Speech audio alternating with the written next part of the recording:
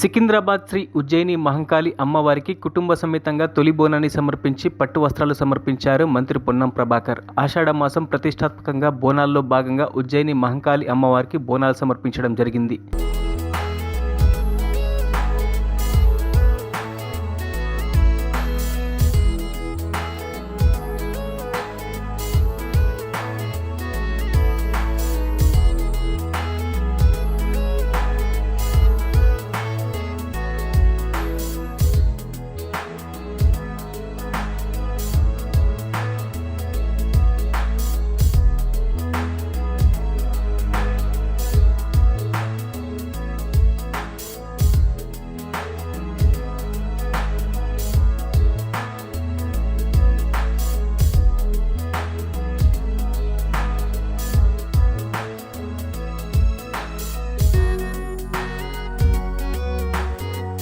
మరిన్ని అప్డేట్స్ కోసం మా ఛానల్ని సబ్స్క్రైబ్ చేయండి.